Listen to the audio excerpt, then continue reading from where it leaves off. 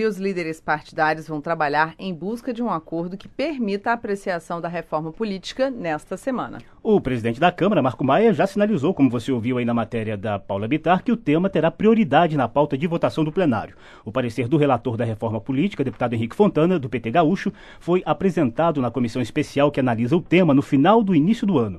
Mas, no final do ano, né? Mas a falta de consenso em torno de pontos como financiamento público exclusivo de campanha e o fim das coligações proporcionais impediu que o texto fosse colocado em votação. Nós vamos saber agora com o relator da reforma política, Henrique Fontana, do PT Gaúcho, quais as expectativas para a votação da matéria nesta semana. Bom dia, deputado. Bom dia, José Carlos. Bom dia, Daniele. Bom dia a todos os ouvintes da Rádio Câmara. Deputado Henrique Fontana, o seu relatório foi apresentado na comissão especial no início do ano e não avançou. O senhor acredita que agora já há uma vontade política e um maior acerto em torno de pontos consensuais para a votação nesta semana?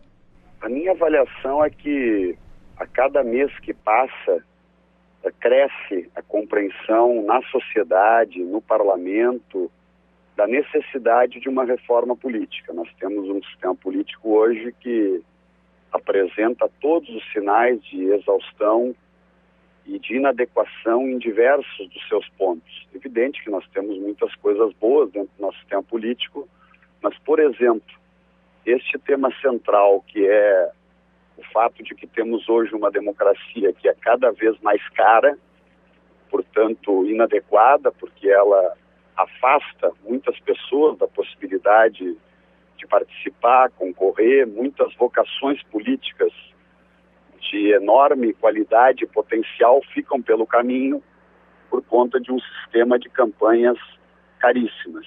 E esse sistema de campanhas caríssimas com financiamento privado, ele termina capturando uma boa parte do poder político pela influência do poder econômico. O poder econômico se faz sentir de maneira muito intensa no processo eleitoral brasileiro, inclusive com uma circunstância injusta de disputa em cima do fato de que se analisam campanhas, valores, por exemplo, há um dado que resume isto, das 513 campanhas mais caras a deputado federal no último pleito, em torno de 380 foram vitoriosas. Então, a relação direta entre a capacidade de arrecadar e o resultado eleitoral é muito grande. E isto não é positivo para a democracia. Nós temos que ter um sistema democrático em que o maior valor na decisão de um voto, o maior impacto na decisão de quem vai conquistar uma vaga ou não ao parlamento, por exemplo, que estamos falando do Parlamento Federal, tem que ser o conjunto de ideias que as pessoas defendem, o programa a qual estão vinculadas, sua história de vida, de trabalho comunitário na sociedade, enfim, de preparo e legitimidade para exercer uma função pública. Então, eu acredito sim na possibilidade da reforma, sempre é um desafio grande votar um texto desses, por conta do conjunto de interesses, né, que circulam em torno deste tema, que são interesses contraditórios, porque aqui está o núcleo de onde emana o poder político, né, no país. O sistema político ele é decisivo, né, para a correlação de forças de quem vai ocupar funções. E aqui eu falei do Parlamento Federal, mas eu poderia falar de uma Câmara de Vereadores, eu poderia falar de uma prefeitura, e a própria eleição municipal, ela realçou ainda mais a necessidade da reforma, porque em muitos municípios se viu e acompanhou verdadeiros absurdos, né, de campanha de um candidato a prefeito, por exemplo, que tinha 10, 20 vezes mais dinheiro do que a candidatura de outro ao mesmo cargo. E isso é absolutamente injusto. Então há um diferencial que é como se nós tivéssemos para usar uma linguagem do mundo dos esportes, como se nós fôssemos fazer uma corrida de 1.000 metros e um dos competidores arranca na metade do trajeto, né? Então, esse diferencial também de possibilidade de vitória de um e de outro é algo que precisa ser corrigido, e fora o componente do quanto o financiamento privado tem esta relação promíscua, né, geradora de corrupção, porque as pessoas muitas vezes se enganam com a ideia de que com o financiamento privado não estão pagando pela eleição. Deputado. Ao contrário, todos nós pagamos, só uma frase, desculpe, Daniele, todos nós pagamos e muitas vezes, infelizmente, pagamos de forma indireta através do superfaturamento de obras, do tráfico de influência, que procura retirar aquilo que coloca na campanha e, aliás, com muito mais valor em outros negócios futuros com os governos.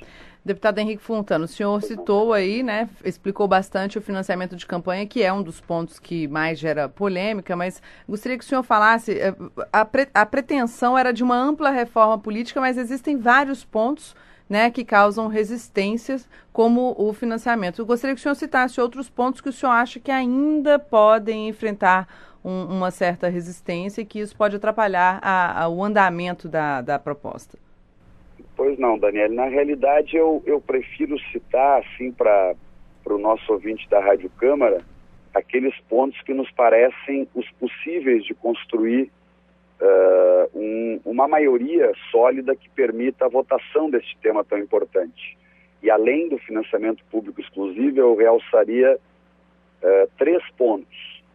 Um deles é o fim da coligação proporcional, e isso é algo muito positivo, porque aí nós vamos ter uma espécie de nitidez, né, maior do tamanho de cada partido, projeto, porque cada partido terá que lançar o seu conjunto de candidatos à Câmara de Vereadores, à Assembleia Legislativa ou à Câmara Federal. Então não haverá mais coligação nas eleições proporcionais. A coligação será destinada somente à eleição majoritária, que aí sim é natural, compreensível e, aliás, positiva, né, a coligação, para mostrar qual o grupo que estará governando em caso de vitória de um candidato à presidência, a governador ou a prefeito de uma cidade. O terceiro ponto é a coincidência de eleições.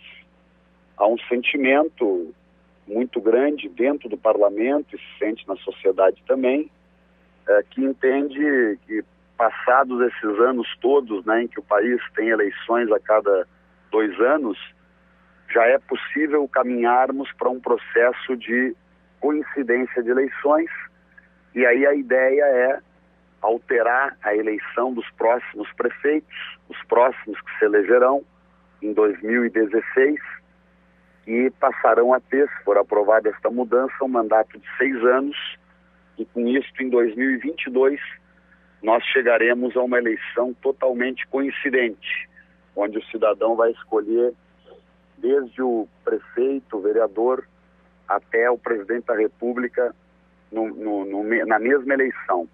Há ainda uma negociação em curso. Alguns entendem que poderíamos fazer as 2 eleições no mesmo ano, mas com uma diferença de 60, 75 dias entre uma e outra,